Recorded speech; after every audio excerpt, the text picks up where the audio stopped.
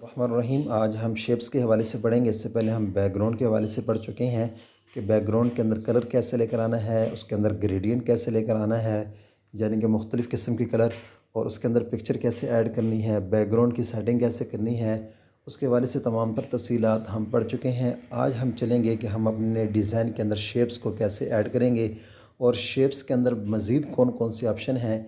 मैंने शेप वाले ऑप्शन के ऊपर क्लिक किए हुए हैं और जब ये इसके ऊपर क्लिक होता है तो ये ब्लू निशान वाज़े करता है कि आपका शेप्स वाला ऑप्शन सेलेक्ट है।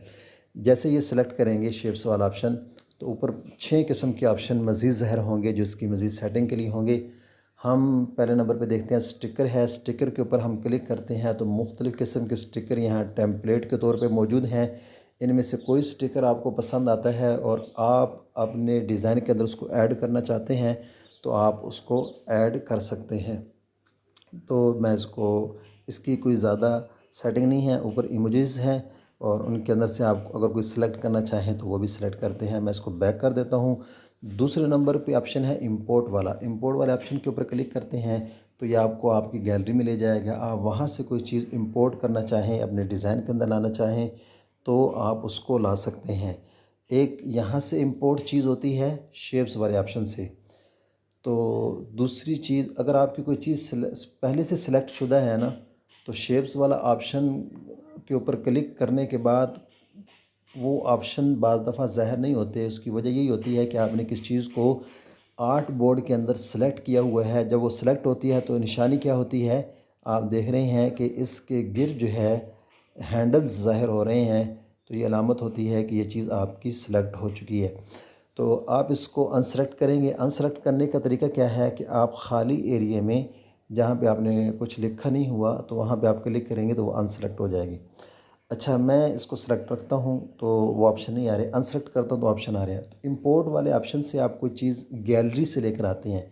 एक आप चौथे नंबर पे चले जाएँ बैकग्राउंड वाले ऑप्शन पे, तो यहाँ से आप कोई चीज़ गैलरी से लेकर आते हैं। लेकिन फ़र्क ये होगा कि इस बैकग्राउंड वाले ऑप्शन से जो आप लेकर आएंगे वो बैकग्राउंड के अंदर आके फिट हो जाएगी। आप उसको दाएं बाएं कोई भी उसकी पोजीशन तब्दील नहीं कर सकते। जबकि आप शेप्स के अंदर से जब कोई चीज़ लेकर आते हैं तो आप उसकी पोजीशन जहाँ पर रखना चाहें आप रख सकते हैं। तो ये फ़र्क आपके जहन में ज़रूर होना चाहिए। मैं इसको डिलीट करता हूँ और तीसरे नंबर पर ड्रा आ रहा है। ड्रा के ऊपर मैंने क्लिक किया तो ऊपर एक ऑप्शन आ रहा है अंडू का और रीसेट का और आगे अरेज का। तो हम इसको देखते हैं। ये कलर आ रहे हैं, बिल्कुल वही सेटिंग है जो आप बैकग्राउंड के कलर के अंदर पढ़ कर आए हैं। इनमें से कोई एक कलर सेलेक्ट कर लेते हैं और पेन साइज़ आप देखेंगे कि पेन साइज़ जो है ना कम है। मैं इसको बढ़ाता हूँ तो आपको वाज़ेह फ़र्क नज़र आएगा। मैं इसको अंडू कर देता हूँ, यानी कि बैक कर देता हूँ। स्मूथनेस है तो ये फ़िलहाल मेरे यहाँ काम नहीं कर रही, शायद आपके यहाँ काम कर जाए। अच्छा, इसको अंडू करता हूँ और फिल इनसाइड है। अगर आप कोई भी दायरा लगाते हैं इसके ज़रिए से तो ये इसका अंदर वाला एरिया फिल कर देगा। इसका माना है फिल इनसाइड, ये काम करता है। उसके बाद डैश डैश लाइन है। आप क्लिक करते हैं, मैं पेन टूल को कम कर लेता हूँ तो आप देखेंगे कि ये डैश लाइन जो है ये लग रही है। बाद दफ़ा ये बहुत काम आती है तो इसका ये मामला होता है। और इसके बाद जो ऑप्शन आ रहा है वो नियॉन इफेक्ट्स का आ रहा है। हम इससे पहले एक लाइन लगाते हैं, फिर इसको ओपन करने के बाद लाइन लगाते हैं। दोनों के अंदर आप फ़र्क देख रहे होंगे कि एक के किनारे बिलर बिलर लग रहे हैं और दूसरे के बिलर नहीं है, यानी कि मध्यम मध्यम नहीं है। तो ये इसका ऑप्शन है। इसके अलावा इसके अंदर मज़ीद कोई ऑप्शन नहीं है, चेक कर लीजिएगा आप। अच्छा, दूसरा ऑप्शन पे दूसरा तीसरा ऑप्शन भी पढ़ लिया। चौथे ऑप्शन के ऊपर शेप्स आ रही हैं। शेप्स के ऊपर एक ये बॉक्स आपको नज़र आ रहा होगा। इस बॉक्स को आप सेलेक्ट करेंगे, इसके अंदर मुख्तलिफ़ किस्म की शेप्स मौजूद होंगी। आप इनमें से कोई भी शेप अपनी मर्ज़ी की सेलेक्ट कर सकते हैं। मैं फ़िलहाल मुरब्बा शक्ल की जो शेप है इसको सेलेक्ट करता हूँ और पहले नंबर पे रिड्यूस आ रहा है और आप देख रहे होंगे कि इसके किनारे गोलाई के अंदर आ रहे हैं। इसको मैं ज़ीरो पे कर देता हूँ और दूसरे नंबर पे इसकी ऑप्सिटी आ रही है। ऑप्सिटी इसको मध्यम करती है और इसको कलरफुल करती है। और आगे इसके हवाले से कलर आ रहे हैं। कि आपने एक कलर लेना है या ग्रेडियंट लेना है। जो आप इसकी सेटिंग करना चाहें तो वो कर सकते हैं। मैं इसको फ़िलहाल वाइट कलर के अंदर ही रखता हूँ। स्ट्रोक विथ का मतलब होता है कि इसके गिर्द लाइन लगाना। आप देख रहे होंगे कि इसके गिर्द लाइन लग चुकी है। आप जितनी आपको लाइन चाहिए आप उसको सेट कर सकते हैं। इस लाइन की स्ट्रोक की ऑप्शन है नीचे, और इसके भी वैसे ही कलर ग्रेडियंट के ऑप्शन जो आपने ऊपर देखे थे बिल्कुल वैसे मौजूद हैं। और इससे मज़ीद नीचे आएँ तो ये हमें कुछ ऑप्शंस देखने को मिल रहे हैं। मैं ज़रा इसका एक किनारा जूम करता हूँ और अब आपको अच्छी तरह समझ में आएगा। पहले ऑप्शन के ऊपर क्लिक है तो इसके किनारे गोलाई के अंदर हैं। दूसरे ऑप्शन पे क्लिक करेंगे तो ये कट सा बन जाएगा। तीसरे नंबर पे हम क्लिक करेंगे तो ये अपनी असल शेप के ऊपर जैसे इसके अंदर वाली शेप है स्ट्रोक भी शेप के मुवाफिक हो जाएगा। और इसको आप ब्लर करना चाहें तो आप ब्लर भी कर सकते हैं। ये इसके अंदर ऑप्शंस हैं। तो शेप्स डिज़ाइन के लिए बड़ी ज़रूरी होती हैं और इनके ज़रिए से ही डिज़ाइन मुकम्मल होता है, वरना डिज़ाइन अधूरा रहता है। तहरीर और डिज़ाइन के अंदर फ़र्क करने वाली चीज़ ये शेप्स ही होती हैं कि बॉक्स बनाकर उनकी सेटिंग करके और उनको एक प्यारे अंदाज़ के अंदर एक जगह पे फ़िट किया जाता है। जी ठीक हो गया। उम्मीद है कि आप शेप्स का ये ऑप्शन भी समझ चुके होंगे। मैं इसको डिलीट कर देता हूँ और 5वें नंबर पे जो हमारा ऑप्शन आ रहा है हम उसको देख लेते हैं। ये बहुत कम जो है ना हम इसको यूज़ करते हैं। मेरे ख़्याल में आज तक तो शायद मैंने इसको यूज़ किया ही ना हो। इसका ऊपर ये एक ऑप्शंस आ रहे हैं। पहले नंबर पे आप क्लिक करेंगे प्लस, तो ये उस लाइन को बढ़ा देगा। और ये जो दूसरे नंबर पे ये वाला ऑप्शन आ रहा है ये इसकी सिलेक्शन का काम देता है। ये देख रहे होंगे कि अभी ऊपर वाली लाइन सेलेक्ट है। मैं इस ऑप्शन को क्लिक करता हूँ तो नीचे वाली लाइन को ये सिलेक्ट कर देगा। और ये नंबर दरम्यान में 2 लिखा हुआ है। ये आपको बताएगा कि आपकी लाइनें कितनी हैं। 4 लाइनें हैं तो 4 लाइनें आपकी ये शो कर रहा है। कॉपी करना है तो ये कॉपी करेगा, ठीक है।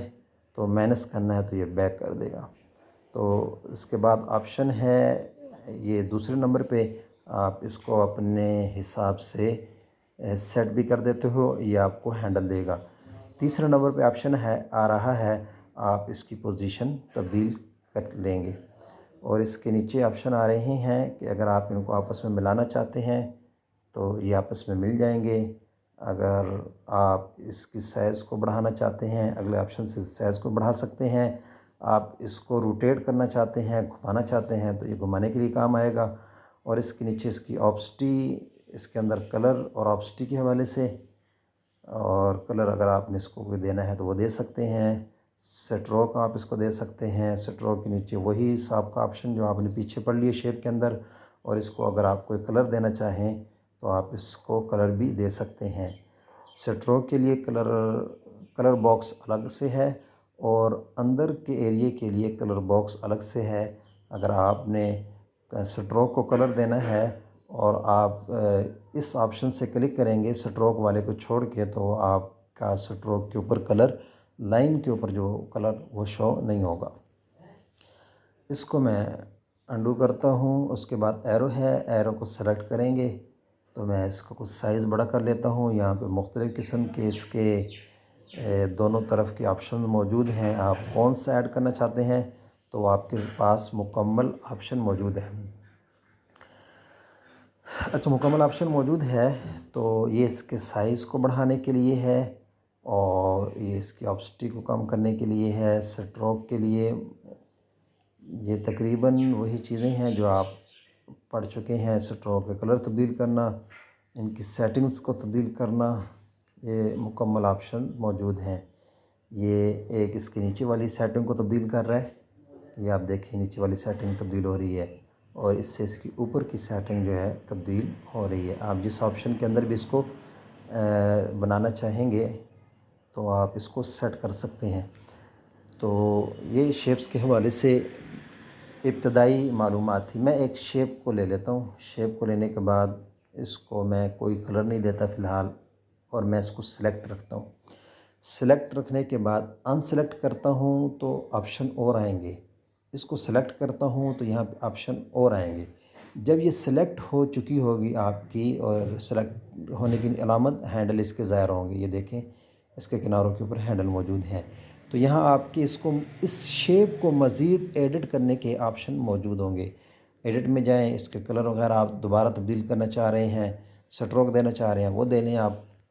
दूसरे नंबर पे डिलीट है, डिलीट करना चाह रहे हैं डिलीट कर लें। क्रॉप करना चाहते हैं, अच्छा क्रॉप का फ़ायदा हमें क्या हासिल होगा। मैं इसको एक दफ़ा किनारे इसके राउंड करता हूँ। अब आप चाहते हैं कि मुझे इस शेप के अंदर सिर्फ ऊपर वाले किनारे राउंड चाहिए और नीचे वाले हमें नहीं चाहिए। आप क्रॉप वाले ऑप्शन पे क्लिक करेंगे, आप इसको यहाँ से हैंडल कर लें, जितनी आपको शेप चाहिए आप सेलेक्ट कर लें। अब आप देखेंगे कि इसके दो किनारे तो गोलाई के अंदर हैं, बाकी दो ऐसे नहीं हैं। तो इंसान को जब मालूम नहीं होता इस ऑप्शन का, तो इंसान के जहन में अगर ये बात आए तो शायद उसके लिए मुश्किल हो जाए अपनी इस बात के ऊपर अमल करना। तो इसको इस तरीके से आप हैंडल कर सकते हैं और अपनी ज़रूरत को भी पूरा कर सकते हैं। मैं इसको बैक करता हूँ और ये बैक हो चुका है। तीसरे नंबर पे कॉपी है, आप इसकी कॉपी लेना चाह रहे हैं। बाद दफ़ा एक शेप के ऊपर इंसान बड़ी मेहनत करता है, उसको स्ट्रोक देता है और उसके कलर अच्छे फिल करता है। अब वो दोबारा एक नई शेप लेके उसी साइज़ के अंदर वही कलर और वही चीज़ें सारी सिलेक्ट करे तो बड़ा मुश्किल होता है। तो इंसान कॉपी ले लेता है, तो इंसान के लिए आसानी रहती है कि वो सारी चीज़ें इधर मुंतकिल हो जाती हैं। मिसाल के तौर पे मैं इसका कलर ग्रेडियंट कोई भी ले लेता हूँ, ये कलर ले लेता हूँ। अच्छा, ये इस कलर को लेने के बाद मैं इसी की कॉपी करना चाहता हूँ, स्ट्रोक भी दे लिया, सारा कुछ दे लिया, तो दूसरी कॉपी बिल्कुल सेम इसी के साथ की जाएगी जो आप पहले मेहनत कर चुके हैं। अच्छा, टू फ्रंट टू बैक, मैं इसके लिए कॉपी लेता हूँ। कॉपी लेने के बाद इसकी पोजीशन में तब्दील कर लेता हूँ ताकि कलर के फ़र्क से आपको चीज़ें मालूम हो। मैं टू बैक करता हूँ, आप देखेंगे कि वो बैक पे चली गई है। टू फ्रंट करता हूँ तो वो सामने आ गई है। तीसरे नंबर पे कह दिया। इससे जो अगला ऑप्शन है, जब इसको सिलेक्ट रखेंगे तो पोजीशन क्या है, आप कदम ब कदम इसको अगर बढ़ाना चाहें तो ये पोजीशन है। आप इसके कदम बड़े करना चाहें तो ये छलांग ज़रा ज़्यादा लगाएगा। अच्छा, ये इस ऑप्शन के लिए।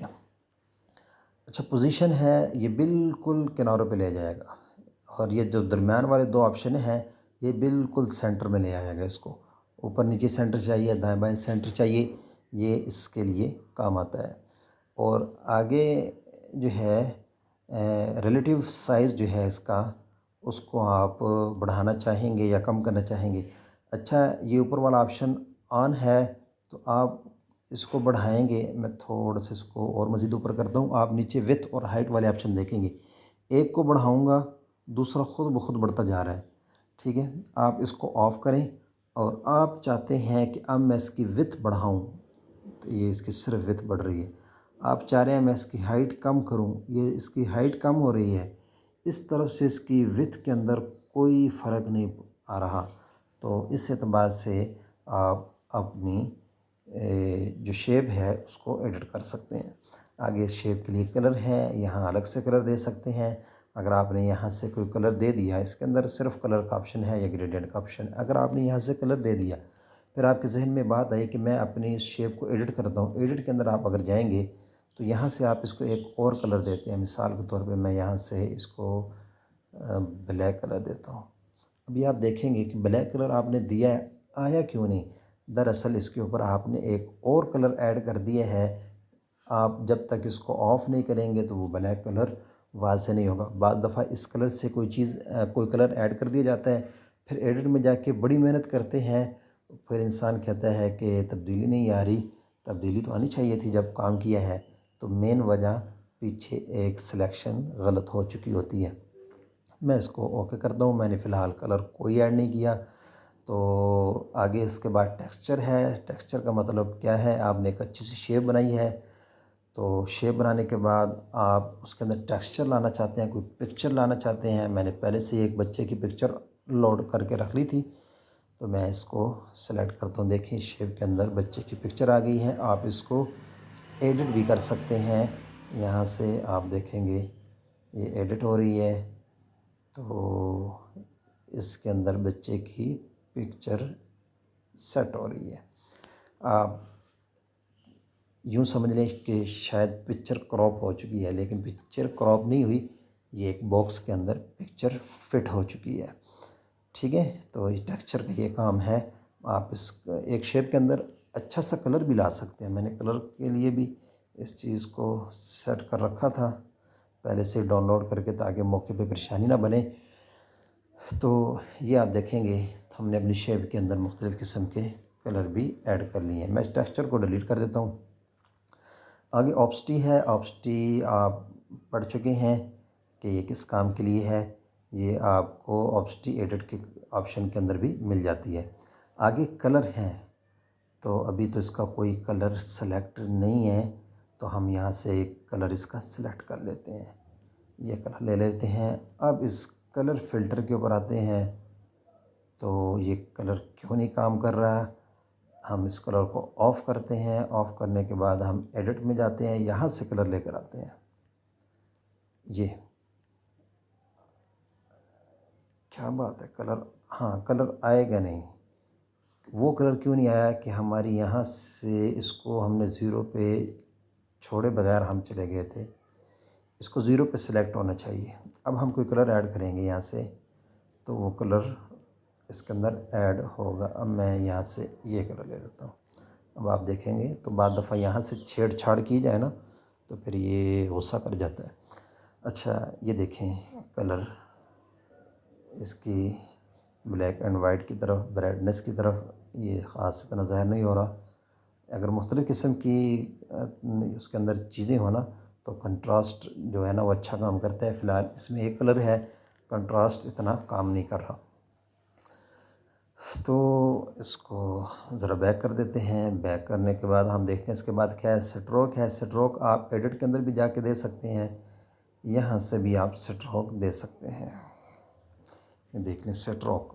स्ट्रोक इसके अंदर मज़ीद कलर्स भी मौजूद हैं। आप कोई कलर देना चाहें तो वो कलर भी दे सकते हैं। इसके बाद आगे ऑप्शन आ रहा है अरेज़ का। अरेज़ के लिए आप यहाँ से पेन का साइज, अरेज़ के लिए जो आप लाइन इस्तेमाल करेंगे उसको बढ़ा भी सकते हैं, कम भी कर सकते हैं। आप देख रहे होंगे कि वाज़ेह फ़र्क है। मैं अंडू कर देता हूँ। दूसरे नंबर पे जो चीज़ है, ये स्मूथनेस को कम करती है, ब्लर को बढ़ाती और कम करती है। अब आप देखेंगे कि ये ब्लर जो है ना अंदर से अरेज़ कर रहा है, मिटा रहा है।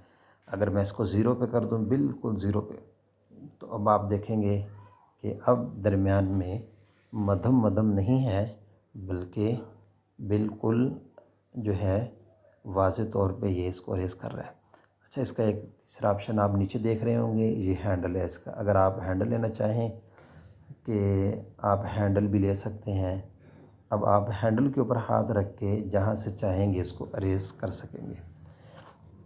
अच्छा, ये ऑप्शन हो गया। मैं इसको बैक करता हूँ, ये बैक हो गया। और दूसरे नंबर पे ऊपर, ये पहले अरेज़ वाला ऑप्शन था, दूसरे नंबर पे एक शेप सी बनी है। मैं इसके ऊपर क्लिक करता हूँ, ये मुख्तलिफ़ किस्म की शेप्स आ चुकी हैं। इनमें आपको कोई शेप्स चाहिए, ठीक है, आप उसको सेलेक्ट कर लेते हैं। मैं यहाँ से आपको चाँद की शेप बना के दिखाता हूँ। हाँ, दुआ कर बन जाए। नहीं, अंडू करते हैं। पहले बैकग्राउंड को हम अरेज़ कर लेते हैं। इसने, ये दूसरे वाला ऑप्शन जो है ना, तो इसने बाहर के एरिए को अरेज़ कर दिया है शेप से हट के। अब मैं इसको थोड़ा सा छोटा कर लेता हूँ।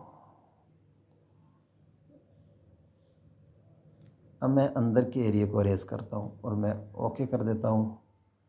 आप देखेंगे कि आप चाँद चढ़ चुका है। जब आप काम करेंगे यकीनन चाँद तो चढ़ेंगे ना फिर। तो बैरकब ये चाँद चढ़ चुका है।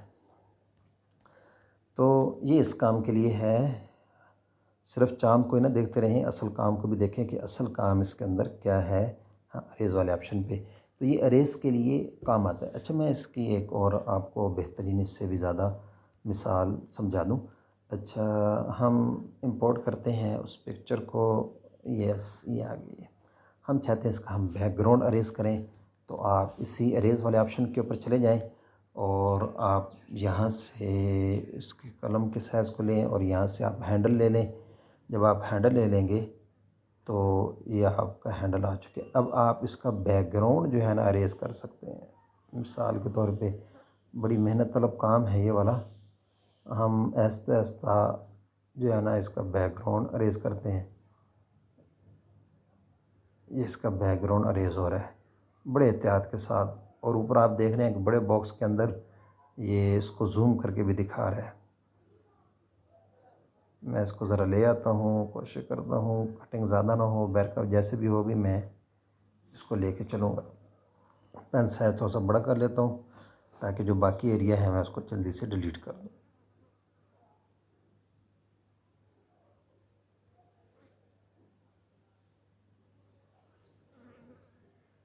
देख रहे हैं कि डिलीट